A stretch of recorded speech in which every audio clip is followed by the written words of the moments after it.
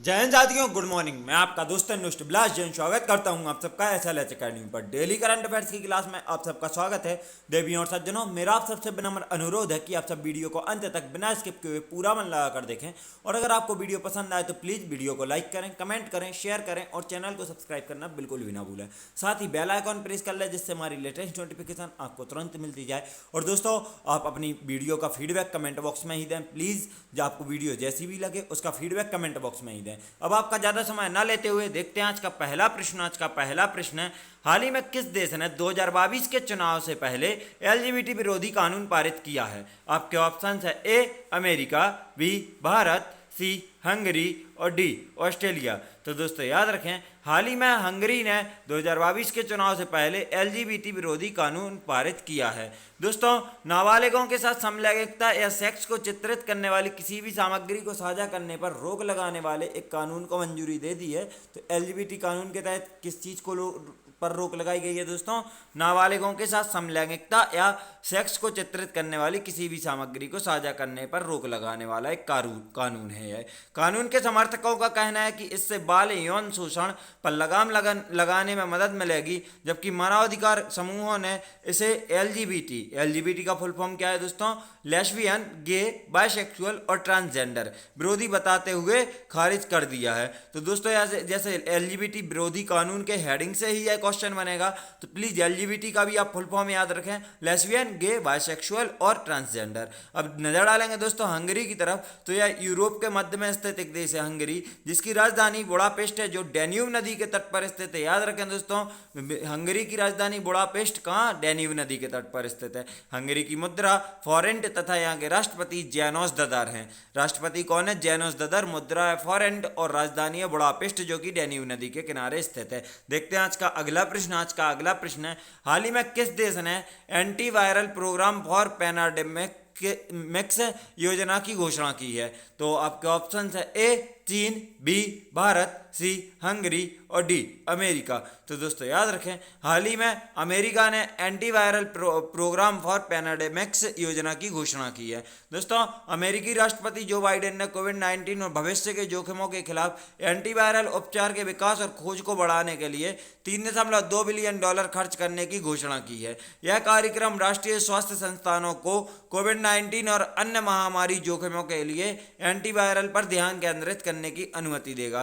तो दोस्तों याद रखना कि अमेरिका ने एंटीवायरल उपचार के विकास और खोज के लिए कितने मिलियन का खर्चा किया है? तो $3.2 मिलियन का खर्चा किया है। नजर डालेंगे दोस्तों अमेरिका की तरफ, तो जैसे कि हम देख सकते हैं, यह अमेरिका उत्तरी अमेरिका महाद्वीप में स्थित है, जिसके दक्षिण में मैक्सिको और उत्तर में कनाडा है। दोस्तों, कनाडा के पश्चिम में जो अलास्का क्षेत्र देख रहे हैं, यह भी संयुक्त राष्ट्र अमेरिका के अंतर्गत आता है या अधीन आता है, जिसे इसने रूस से खरीदा था। यह भी याद रखना है आपको, अलास्का को किससे खरीदा है? रशिया को। रशिया को भी आप मैप में देख सकते हैं। साथ ही यहाँ पर देखें आप कनाडा और यूएसए को, तो याद रखें दोस्तों यूएसए और कनाडा की प्राकृतिक सीमा रेखा 49 डिग्री अक्षांश बनाता है। हम नजर डालेंगे दोस्तों यूएसए की तरफ डिटेल्स में, तो यूएसए की राजधानी राष्ट्रपति जो बिडेन, उपराष्ट्रपति कमला हैरिस हैं। दोनों याद रखना दोस्तों, क्योंकि इन दोनों को time person of the year 2020 चुना गया। किस किस को? जो बिडेन और कमला हैरिस को, जो कि अमेरिका के राष्ट्रपति और उपराष्ट्रपति हैं। अमेरिका की राजधानी वॉशिंगटन डीसी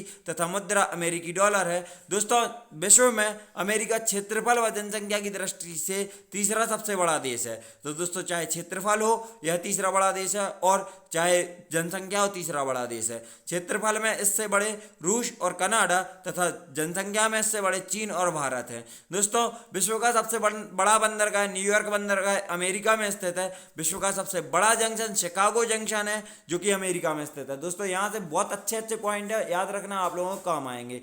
तो विश्व का सबसे व्यस्त अंतर्राष्ट्रीय हवाई अड्डा अटलांटा हवाई अड्डा, जो कि अमेरिका में स्थित है। विश्व का ऑटोमोबाइल उद्योग का केंद्र डेट्रॉइट अमेरिका में स्थित है। दोस्तों याद रखें, भारत का डेट्रॉइट किसे कहा जाता है? तो पीतमपुर को भारत का डेट्रॉइट कहा जाता है। और साथ ही याद रखें, पीतमपुर को ही शुष्क बंदरगाह भी कहा जाता है। विश्व के आईटी सेक्टर का हब सिलिकॉन वैली अमेरिका में ही स्थित है। कनाडा के साथ प्राकृतिक सीमा 49 डिग्री समानांतर रेखा बनाती है। बहुत अच्छे से याद रखें दोस्तों, पहले भी बताया और अभी भी। अब याद रखें, विश्व में अमेरिका मक्का व सोयाबीन के उत्पादन में अमेरिका विश्व में प्रथम स्थान पर है। तो मक्का व सोयाबीन का सर्वाधिक उत्पादन कौन सा देश करता है विश्व में? तो अमेरिका करता है। वॉशिंगटन डीसी में विश्व बैंक तथा आईएमएफ का मुख्यालय है। आपसे अगर विश्व बैंक या आईएमएफ का मुख्यालय पूछ लिया जाए तो आप आसानी से जवाब दें, वॉशिंगटन डीसी में विश्व बैंक तथा आईएमएफ का मुख्यालय स्थित है। आगे देखेंगे दोस्तों, तो विश्व का पहला national park Yellowstone national park America में है। सबसे पहले तो याद रखना, विश्व का पहला नेशनल पार्क कौन सा है? तो येलोस्टोन नेशनल पार्क है। वो कहाँ है? तो अमेरिका में ही स्थित है। न्यूयॉर्क में यूएनओ का मुख्यालय स्थित है। तो यूएनओ का मुख्यालय कहाँ है? न्यूयॉर्क में स्थित है। भारत का ऑटोमोबाइल हब पीथमपुर को कहा जाता है। याद रखें दोस्तों, पिछले पेज पर भी बताया था, भारत का ऑटोमोबाइल हब पीथमपुर को कहा जाता है, जो कि मध्य प्रदेश के धार जिले में है, और इसे शुष्क बंदरगाह भी कहा जाता है। भारत का आईटी सेक्टर का हब, यहाँ हक नहीं होगा दोस्तों, हब होगा, याद रखें। तो भारत का आईटी सेक्टर का हब बेंगलुरु शहर को कहा जाता है, और स्टैच्यू ऑफ लिबर्टी नामक मूर्ति न्यूयॉर्क में स्थित है। तो दोस्तों याद रखें, स्टैच्यू ऑफ लिबर्टी नामक मूर्ति आज न्यूयॉर्क में स्थित है, लेकिन यह न्यूयॉर्क में बनाई नहीं गई थी, क्योंकि अमेरिका को स्टैच्यू ऑफ लिबर्टी फ्रांस ने गिफ्ट के तौर पर दी थी। आपको याद रखना है यह भी पॉइंट कि स्टैच्यू ऑफ लिबर्टी किसने गिफ्ट की थी अमेरिका को? तो फ्रांस ने की थी। अब नजर डालेंगे दोस्तों भारत और अमेरिका के बीच सैन्य अभ्यास की तरफ, जो संयुक्त सैन्य अभ्यास होते हैं। तो पहला है वज्र प्रहार सैन्य अभ्यास, दूसरा है मालाबार सैन्य अभ्यास जिसमें अमेरिका शामिल होता है, तीसरा है टाइगर ट्रंप सैन्य अभ्यास, और चौथा है युद्ध सैन्य अभ्यास। चारों नाम बहुत अच्छे से याद रखें दोस्तों, यह भारतीय और अमेरिकी सेना के बीच में आयोजित किए जाते हैं। देखते हैं आज का अगला प्रश्न। आज का अगला प्रश्न है, भारत ने किस वर्ष तक भूमि क्षरण तटस्थ स्थिति लैंड डिग्रेडेशन नेचुरल स्टेटस प्राप्त करने का लक्ष्य रखा है? आपके ऑप्शन है ए 2025, बी 2030, सी 2035 और डी 2040। तो दोस्तों याद रखें, भारत ने 2030 तक भूमि क्षरण तटस्थ स्थिति मतलब लैंड डिग्रेडेशन न्यूट्रल स्टेटस प्राप्त करने का लक्ष्य रखा है। दोस्तों याद रखें, लैंड डिग्रेडेशन न्यूट्रल स्टेटस 2030 तक प्राप्त करने का भारत ने लक्ष्य रखा है।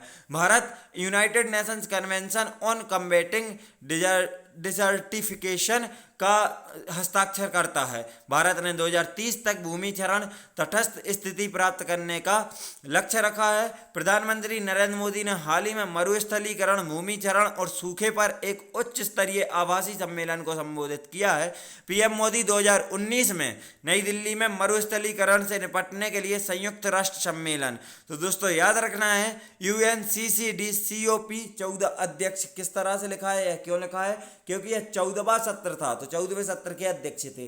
अब यहाँ से आपको याद रखना है, 2019 में मरुस्थलीकरण से निपटने के लिए संयुक्त राष्ट्र सम्मेलन कहाँ हुआ? तो नई दिल्ली में हुआ। कब हुआ? 2019 में हुआ। और कौन सा संस्करण था, कौन सा सत्र था? तो यह 14वां सत्र था उसका, संयुक्त राष्ट्र सम्मेलन का। बहुत अच्छे से याद रखना दोस्तों। देखते हैं आज का अगला प्रश्न। आज का अगला प्रश्न है, भारत सरकार ने किसे भारत के WTO विश्व व्यापार संगठन मिशन के निदेशक के रूप में नियुक्त किया है? आपके ऑप्शन हैं ए रविकांत जोश, बी आशीष सिन्हा, सी जगमोहन रेड्डी और डी आशीष चंदोरकर। तो दोस्तों याद रखें, भारत सरकार ने हाल ही में आशीष चंदोरकर को WTO मिशन के में निदेशक के रूप में नियुक्त किया है। इस मिशन में पहली बार निजी व्यक्ति को नियुक्त किया गया है। यह 3 वर्ष की अवधि तक इस पद पर तैनात रहेंगे। तो याद रखें, आशीष चंदोरकर कितने वर्ष की अवधि तक इस पर तैनात रहेंगे? 3 वर्ष तक। विश्व व्यापार संगठन 164 सदस्यीय बहुपक्षीय निकाय हैं जो वैश्विक व्यापार से संबंधित है, और भारत 1995 से इसका सदस्य है। तो दोस्तों विश्व व्यापार संगठन में कुल कितने सदस्य देश हैं? 164 हैं। भारत 1995 से इसका सदस्य है, आपको याद रखना है। नजर डालेंगे विश्व व्यापार संगठन की तरफ, तो विश्व व्यापार संगठन के वर्तमान में महानिदेशक नागोजी ओकोंजो इबियाला, साथ में यहाँ का मुख्यालय जिनेवा स्विट्जरलैंड में विश्व व्यापार संगठन का। और विश्व व्यापार संगठन की स्थापना 1 जनवरी 1995 को हुई थी। कब हुई है दोस्तों? 1 जनवरी 1995 को WTO के तौर पर हुई या विश्व व्यापार संगठन के तौर पर हुई। देखते हैं आज का अगला प्रश्न। आज का अगला प्रश्न है, भारतीय उद्योग परिसंघ का अनुमान के अनुसार वित्तीय वर्ष 2022 में भारत की GDP दर कितने प्रतिशत बढ़ने का अनुमान है? आपके ऑप्शन है ए 9%, बी 9.2%, सी 9.5% और डी 10%। तो दोस्तों याद रखें, भारतीय उद्योग परिसंघ CII का अनुमान के अनुसार वित्तीय वर्ष 2022 में भारत की GDP दर 9.5% बढ़ने का अनुमान है। दोस्तों भारतीय उद्योग परिसंघ का अनुमान के अनुसार भारतीय वित्तीय वर्ष 2022 में भारत की GDP का दर 9.5% बढ़ने का अनुमान है, जो वित्तीय वर्ष 2020 की तुलना में थोड़ा अधिक है। नजर डालेंगे भारतीय उद्योग परिसंघ मतलब CII की तरफ, तो इसके वर्तमान में अध्यक्ष उदय कोटक हैं। इसकी स्थापना CII की 1895 में हुई थी तथा उसका मुख्यालय, भारतीय उद्योग परिसंघ का मुख्यालय कहाँ है, तो नई दिल्ली में स्थित है। याद रखें दोस्तों। देखते हैं आज का अगला प्रश्न। आज का अगला प्रश्न है, वैश्विक शांति सूचकांक में भारत किस स्थान पर स्थित है? आपके ऑप्शन है A 99वें स्थान, B 163वें स्थान, C 135वें स्थान और D 150वें स्थान। तो दोस्तों याद रखें, वैश्विक शांति सूचकांक में भारत 135वें स्थान पर स्थित है। वैश्विक शांति सूचकांक में भारत 135वें स्थान पर है, जो पिछले वर्ष से 2 अंक अधिक है। इस रैंकिंग में आइसलैंड 2008 से प्रथम स्थान पर बना हुआ है। तो दोस्तों याद रखें, वैश्विक शांति सूचकांक में पहला स्थान किसने हासिल किया है, तो आइसलैंड ने, और कब से? 2008 से लगातार यही हासिल कर रहा है। अफगानिस्तान दुनिया का सबसे कम शांतिपूर्ण देश है, तो यह लगातार 4 साल से अफगानिस्तान सबसे निचले पायदान पर है और दुनिया का सबसे कम शांतिपूर्ण देश चुना गया है। इस सूचकांक में कुल 163 स्वतंत्र देश शामिल हैं। Institute for Economics and Peace Sydney द्वारा घोषित वैश्विक शांति सूचकांक, बहुत अच्छे से याद रखें दोस्तों। सबसे पहले तो कि किसके द्वारा घोषित किया जाता है वैश्विक शांति सूचकांक, तो यह Institute for Economics and Peace, जो कि सिडनी में स्थित है, इनके द्वारा जारी किया जाता है वैश्विक शांति सूचकांक। कब 15वां संस्करण था, तो यह कौन सा संस्करण है, आपको यह भी याद रखना है। वैश्विक शांति सूचकांक का 15वां संस्करण है।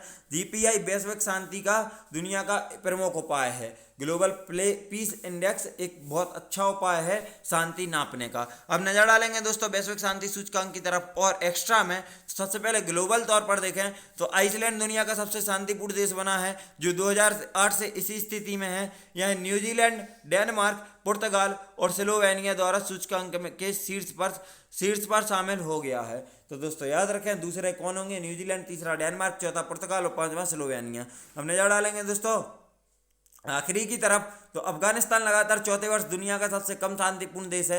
इसके बाद यमन, सीरिया, दक्षिण सूडान और इराक। तो अगर पीछे से पहली रैंक देखें तो अफगानिस्तान, दूसरी यमन, तीसरी सीरिया, चौथी दक्षिण सूडान और 5वीं इराक होगी। अब नजर डालेंगे दोस्तों दक्षिण एशियाई क्षेत्र की तरफ, तो भारत अपने पिछले साल की रैंकिंग से 2 पायदान ऊपर चढ़कर दुनिया का 135वां सबसे शांतिपूर्ण देश और इस क्षेत्र में 5वां देश बन गया है। तो 5वां शांतिपूर्ण देश बन गया है। याद रखें दोस्तों, पिछली साल भारत की रैंकिंग क्या होगी? 137, जो अब 135 आ गई है। इस क्षेत्र में भूटान और नेपाल को पहले और दूसरे सबसे शांतिपूर्ण के रूप में नामित किया गया है। तो दोस्तों दक्षिण एशिया के रूप में सबसे ज़्यादा शांतिपूर्ण देश कौन सा है, अगर आपसे पूछा जाए तो दक्षिण एशिया के क्षेत्र में सबसे ज़्यादा शांतिपूर्ण देश भूटान और दूसरे नंबर पर नेपाल है। 2021 के वैश्विक शांति सूचकांक में बांग्लादेश को 163 देशों में से 91वां स्थान पर रखा गया है। सूची के अनुसार बांग्लादेश दक्षिण एशिया में तीसरा सबसे शांतिपूर्ण है। श्रीलंका 2020 में 19 पायदान नीचे गिरकर इस साल की रैंकिंग में वैश्विक स्तर पर 95वें और दक्षिण एशिया में चौथे स्थान पर आ गया है। दक्षिण एशिया में शांति में सबसे बड़ा सुधार पाकिस्तान में हुआ, जो पिछले साल की रैंकिंग से 2 पायदान ऊपर उठकर वैश्विक स्तर पर 150वें और इस क्षेत्र में 6ठे स्थान पर आ गया है। दोस्तों पूरी रैंकिंग से याद रखें, चाहे पाकिस्तान की 150वीं हो या फिर श्रीलंका की 95वीं रैंकिंग हो या बांग्लादेश की 91वीं रैंकिंग हो, वैश्विक रैंकिंग याद रखें, और भारत की 135 तो याद रखना ही है। देखते हैं आज का अगला प्रश्न। आज का अगला प्रश्न है, हाल ही में ईरान के 8वें राष्ट्रपति कौन चुने गए हैं? आपके ऑप्शन हैं इब्राहिम खान, बी इब्राहिम मोहम्मद, सी इब्राहिम रईस और डी इब्राहिम पठान। तो दोस्तों याद रखें, हाल ही में ईरान के 8वें राष्ट्रपति इब्राहिम रईस चुने गए हैं। दोस्तों कट्टरपंथी माने जाने वाले इब्राहिम रईस हैं ईरान के, हाल ही में ईरान के 8वें राष्ट्रपति चुने गए हैं। उन्होंने 23 वर्ष पहले 1988 में 5000 राजनेताओं को फांसी दिलवाई थी। वे वर्तमान में ईरान के सुप्रीम कोर्ट के चीफ जस्टिस हैं। तो दोस्तों इन्होंने 5000 राजनेताओं को कब फांसी दिलवाई थी? 1988 में। याद रखें, यह ईरान के एकमात्र ऐसे राष्ट्रपति बन गए हैं जिन पर राष्ट्रपति पद ग्रहण करने के पहले ही अमेरिका द्वारा प्रतिबंध लगाया जा चुका है। तो याद रखें कि इब्राहिम रईस हैं जो अभी वर्तमान में ईरान के राष्ट्रपति बने हैं, इन पर पहले से प्रतिबंध लगा चुकी है अमेरिकी सरकार। अब दोस्तों नज़र डालेंगे ईरान की तरफ, तो ईरान की मुद्रा ईरानियन रियाल है और ईरान की राजधानी तेहरान है। दोस्तों याद रखें ईरान को 1979 में इस्लामिक गणराज्य घोषित किया गया था। तो बहुत अच्छे से याद रखना है कि अगर आपसे पूछा जाए ईरान को इस्लामिक गणराज्य घोषित कब किया गया, तो 1979 में 1979 में घोषित किया गया। देखते हैं आज का अगला प्रश्न। आज का अगला प्रश्न है, निम्न में से किस वर्ष के टोक्यो एशियाई खेलों में गोल्ड मेडल जीतने वाले फ्लाइंग सिख मिल्खा सिंह का हाल ही में निधन हो गया है? आपके ऑप्शन है ए 1955, बी 1956, सी 1957 और डी 1958। तो दोस्तों याद रखें 1958 के वर्ष में टोक्यो एशियाई खेलों में गोल्ड मेडल जीतने वाले फ्लाइंग सिख मिल्खा सिंह का हाल ही में निधन हो गया है। दोस्तों इनका उपनाम अच्छे से याद रखें मिल्खा सिंह का सर का, कि इनका उपनाम है फ्लाइंग सिख। वर्ष 1998 के टोक्यो एशियाई खेलों में 200 मीटर और 400 मीटर की दौड़ में गोल्ड मेडल जीतने वाले फ्लाइंग सिख मिल्खा सिंह का हाल ही में निधन हो गया है। जबकि वर्ष 1960 के रोम ओलंपिक में वे 400 मीटर फाइनल में चौथे स्थान पर रहे थे। नजर डालें दोस्तों मिल्खा सिंह की जन्म और मृत्यु की तरफ, तो इनकी जन्म है, सबसे पहले जन्म देखेंगे दोस्तों, तो इनका जन्म 20 नवंबर 1998, सॉरी दोस्तों गलत लिखा है शायद यार, तो 1938 से 28 है शायद, यहाँ पर मैं खुद श्योर नहीं हूँ, तो आप लोग प्लीज़ कंफर्म कर लें। और मिल्खा सिंह की मृत्यु कब हुई है, तो 18 जून 2021 को इनकी मृत्यु हुई है, जो आपको याद रखना है बहुत अच्छे से। और इन्होंने कब गोल्ड मेडल जीते हैं, तो 1958 में 200 मीटर और 400 मीटर की रेस में गोल्ड मेडल जीते हैं। देखते हैं आज का अगला प्रश्न। आज का अगला प्रश्न है, 20 जून को विश्व भर में कौन सा दिवस मनाया जाता है? आपके ऑप्शन है ए विश्व शरणार्थी दिवस, बी विश्व विज्ञान दिवस, सी विश्व विज्ञान दिवस और डी विश्व शिक्षा दिवस। तो दोस्तों याद रखें 20 जून को विश्व भर में विश्व शरणार्थी दिवस मनाया जाता है। यह दिवस विश्व स्तर पर उद्देश्य दुनिया का यह याद दिलाना है कि शरणार्थी सहित हर कोई समाज के प्रति योगदान करने में सक्षम है। तो इस दिवस का यही उद्देश्य है कि लोग समझें कि जो शरणार्थी हैं वह भी कहीं ना कहीं समाज में योगदान करने में सक्षम है। संयुक्त राष्ट्र ने शरणार्थियों की समस्या को पहचाना और 1967 प्रोटोकॉल एवं 1951 शरणार्थी सम्मेलन जैसे विभिन्न विकल्पों के साथ आया। तो दोस्तों 1951 में कौन सा सम्मेलन किया गया? शरणार्थी सम्मेलन, आपको याद रखना है। 1967 में ही प्रोटोकॉल के साथ आया था शरणार्थियों के लिए, सम्मेलन जैसे विभिन्न विकल्पों के साथ आया ताकि शरणार्थियों की सुरक्षा प्रदान की जा सके। इस संबंध में संयुक्त राष्ट्र वर्ष 2000 में विश्व शरणार्थी दिवस के विचार के साथ भी आया ताकि उनके बारे में जागरूकता आम जनता के बीच और दुनिया भर में फैलाई जा सके। तो दोस्तों इसकी शुरुआत कब होती है? सन 2000 से होती है विश्व शरणार्थी दिवस की।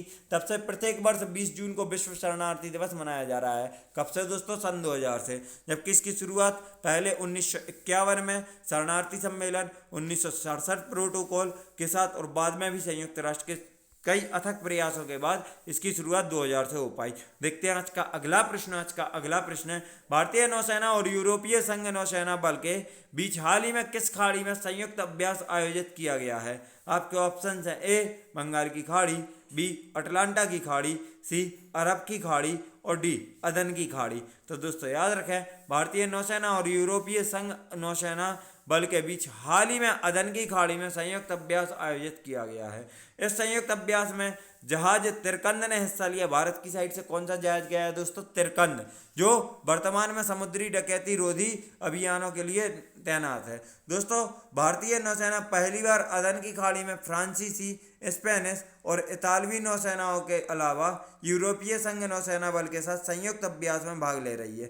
अन्य युद्धपोतों में इतालवी नौसेना जहाज ITS कैराबिनेरो, स्पेनिश नौसेना जहाज ESPS नोवर्रा और 2 फ्रांसीसी नौसेना जहाज FS टोर्नरे और FS सोरकोर्फ शामिल है। कौन कौन से दोस्तों? दोबारा रिपीट कर दूंगा। इतालवी नौसेना जहाज ITS कैराबिनेरो स्पेनिश नौसेना जहाज ESPS नेवोरे, और साथ में याद रखें दोस्तों 2 फ्रांसीसी नौसेना जहाज हैं, टेनोरे और FS सोरकोर्फ शामिल है। दोस्तों देखते हैं आज का अगला प्रश्न। आज का अगला प्रश्न है, भारतीय टीम के कप्तान विराट कोहली कितने टेस्ट मैच में कप्तानी करने के साथ ही सबसे ज्यादा टेस्ट मैच में कप्तानी करने वाले भारतीय कप्तान बन गए हैं?